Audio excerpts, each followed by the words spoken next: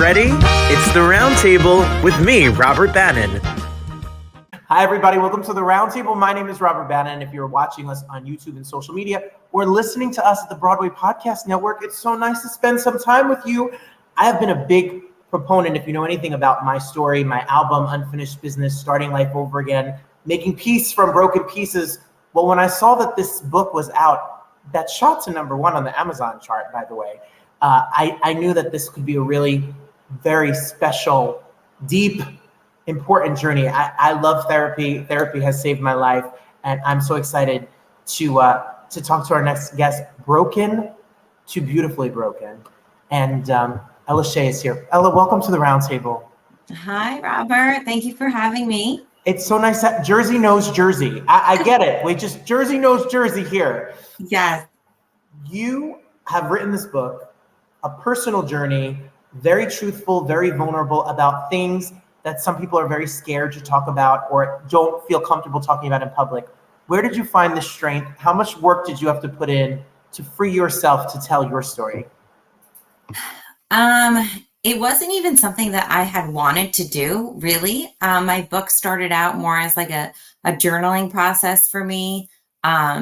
I was admitted into a treatment center for an eating disorder about 1.5 years ago.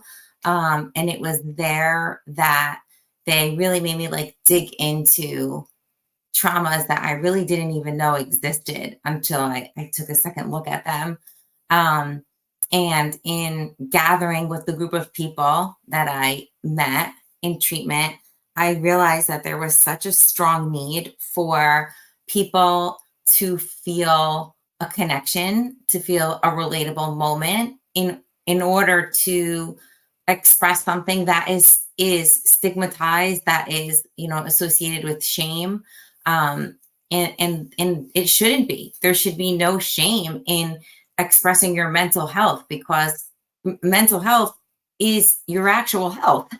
If something is not going right, with your brain and with your brain's health, your entire body is dysregulated by it. So I don't know how the whole shame aspect of it started hundreds of years ago, but I'm hoping to be a voice for people who are kind of on the fence of whether or not they want to get that help or speak up, and maybe hearing my story is going to give them that little push to even just talk to one other person, and then their voice can help another person's voice, and slowly the ball can get rolling on this. Well, if people want to order the book is available wherever books are sold. It's Broken to Beautifully Broken. And if they want to go to yours while we have you here, to your social media at Ella Shae, or you can go to ellashae.com and you have information as to where to order the book. And a lot of appearances. You are out speaking, giving lectures, talking to people. What has it been since the book has been out that you now see people and they share their story and talk to you about how your story has touched them, or they've seen themselves through your story? It's like surreal a little bit, because when I put the book out, I was like, I don't think anybody really wants to hear my story. Like, it's not the greatest story, but I guess there's so many relatable things in there. And it's not just mental health. Like, I talk about parenting, I talk about divorce and starting over again. I talk about loss and grief. And those are things that the normal everyday person goes through. You don't have to have a huge traumatic experience to say, oh, I need to like check up on my mental health here. Like, anything just as simple as parenting can sometimes require you to speak to a therapist, and there's nothing wrong with that. And I'm hoping my book gets that message across, and I think that it is. And it's kind of exciting that I've been asked to speak at these events that I didn't actually think were aligned with my book, but in reality, they actually are. They saw it before I even saw it. So I'm speaking at the Women's Empowerment Gala for domestic violence survivors. I'm speaking at the Wayne Alliance for Substance Abuse Prevention. I have a couple other things lined up, but I think that if anything came out of this book that makes me feel the greatest, it's that I'm able to speak and tell my story in hopes that that somebody else will tell their story and it will help them. Well, the book is here. It's out right now. And like I said, there's a lot of information on your website, which is ELLASHAE.com if you're listening to us on podcasts. And you can order the book. You could go to Amazon or wherever you would like to order the book and make sure you pick it up and grab it. It's beautiful. The cover's beautiful. I got to read a little bit of an insert of the book. I can't wait to order a copy and check it out. You know, I am someone who has spoken out about I just had a conversation about this, about eating disorders, about the shame of eating disorders. My mother was a bulimic growing up. I heard about it all of the time, 12-step program family, and then all of the things that happened in my life, getting married, getting divorced, and the trauma that comes and haunts us. Sometimes it catches up with us later. How do we think we got it handled, and then we go somewhere, we do something, we meet someone, and then all of a sudden these skeletons come flying out of our closet? When do we know is the time we need to ask for help? So when you become in a comfortable and safe environment, that's typically when you'll start to let yourself relax and your body will relax because it feels like it's in that safe zone. You're no longer in that fight or flight or freeze reaction. You're actually in a safe zone. And so your body feels like it can actually relax. And that's in the moment when you'll start to release all of the things that have been building up.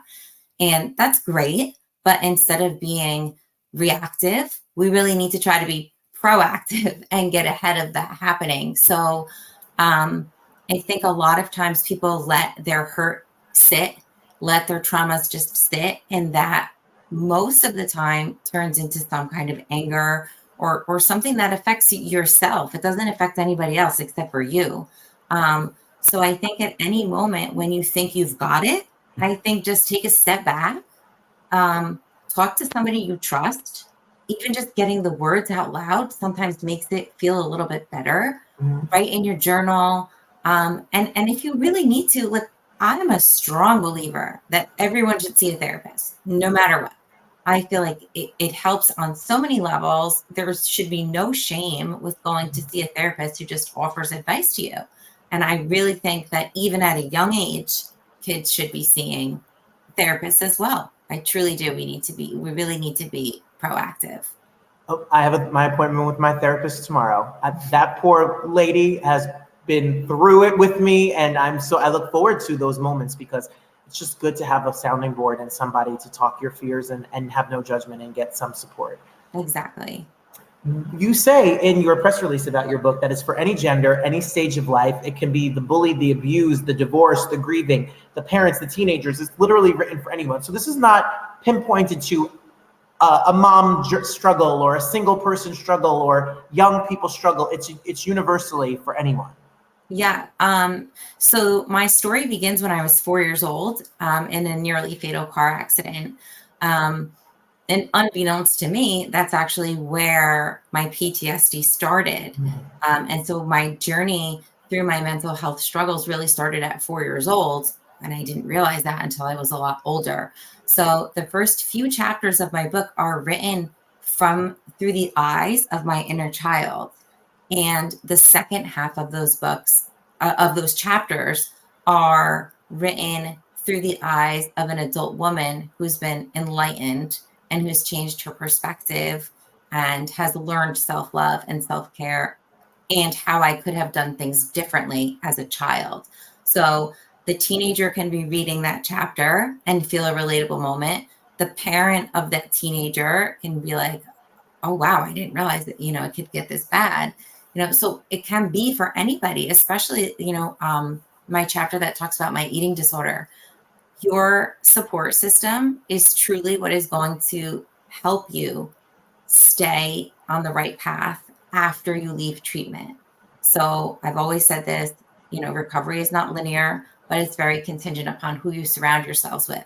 So anyone reading that book who knows someone who's struggling really can get some insight on what goes on in the mind of somebody who has an eating disorder, and they can use that to their advantage to help somebody else. So it really is for anybody. Absolutely. I think that's what's so important is not only if you need the help, but to understand somebody else. I was having a conversation the other day about the issues in terms of anxiety or depression, and how hard it is for people who suffer with those things to tell someone they love and care about what it feels like, what it's like to be in those moments. Why do you think nowadays, maybe more than ever, we struggle with connections, with anxious attachments, with anxiety, where we're more connected than ever, but we struggle to find that connection with one another? Why is it? Why do you think it's worse? Do you want the truth? Yes, please. I really think that post-COVID, a lot of people are disconnected. A lot of people don't know how to socialize. I think that during COVID, our health was a priority. I think that we really focused on the physical health of everybody. And I can't speak upon, how things were decided in the world of the government. But I don't know how much mental health was considered during the actions that were taken. So, you put somebody in isolation, you put somebody in lockdown, things are going to start happening, things that have never presented themselves before. And personally, I know people who have gone into lockdown and all of those things without ever having an ounce of anxiety in their life before. And coming out of that, having to restart all over again has caused levels of anxiety, and they don't know how to rein it in because, they're not the person that's been seeing a therapist for 10, 15 years on how to handle their anxiety. This is brand new for them.